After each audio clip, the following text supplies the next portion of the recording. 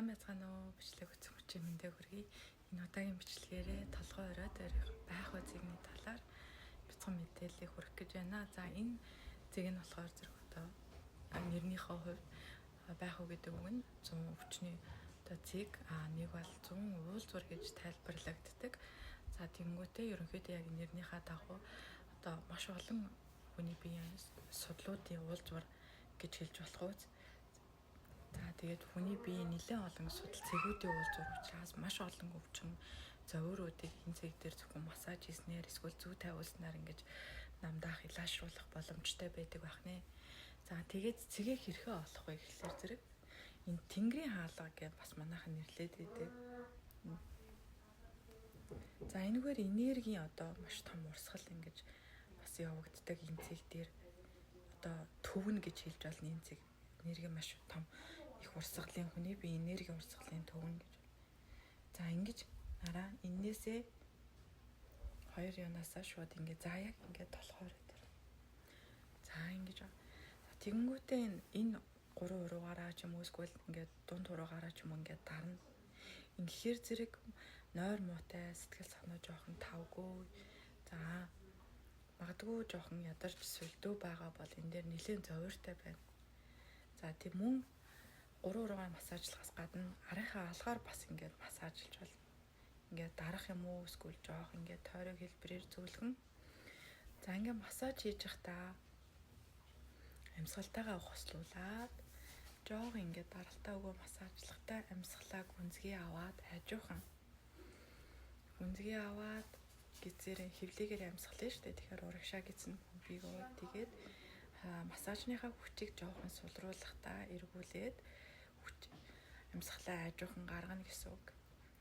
За ерөөсөө гуашаагаарч юугаар хуруугаараа за гарынхаа алгаар массаж хийсэн ч гэсэн даралтаа өгөхдөө амьсгалаа гүнзгий аваад даралтаа жоохон сулруулахдаа амьсгалаа хажуухан гаргаад ингээд явах нь штэ. За энэ цэг дээр массаж хийснээр ямар ач холбогдолтой вэ гэхлээр зэрэг ерөнхийдөө бол тоон өдөрт 3-5 удаа л ингээд хийн шүү. Яг ингээд хийхдээ. Тэгтээ амьсгалтайгаа хослуулаа ихээр массажны чи үр дүн 2 дахин нэмэгдэнэ гэсэн үг. За тэгээ энэ цэг дээр ингээд массаж хийснээр ямар ач холбогдолтой байдаг вэ гэхээр зэрэг за нойрыг маш сайхан сайжруулж өгнө. Нойрыг дэмжиж өгнө. Сэтгэл санаа, төгшүүр сэтгэлийн жоохон зовөр, айдас, төгшүүр, санаа зовнол байгаа бол энэ цэг дээр массаж хийгээд за тэгээд төсөөлийн арга бас ашиглаж болно. За массаж хийгээд амьсгалаа ингээд авч явахдаа сайхан нарны элч ч юм уу ингээд гоё энерги байглаас ингээд авч ийнгээд тий. Тэгэнгүүтээ амьсгалаа гаргахдаа өөрийнхөө дотор байгаа зовор шаналгаа за нэг бол өвдөж байгаа бол тэр өвчнөө ингээд лааширж идэгч байгаагаар тэр гарч байгаа амьсгалтайгаа цуг гаргаж байгаагаар ингээд төсөөлөөрэй за. За тэгэхэд төрөнөөр сайжруулдаг сэтгэлийн төгшөөрийг намдаадаг гэдгсэндээ тэгэхээр зэрэг бас ингээд ирэхээрээ зэрэг нөгөө ядрах, суйлдах, ирж хүчгүй болох тийм нэг урам зориггүй нэг тийм жоохон суйлдаад жоохон тийм нэг юм хийх хүсэл сонирхолгүй байгаа бол энэ зэг дээр массаж өгөө хийгээд амьсгалаа ингээд ажиглаад ингээд өгөөрэй за.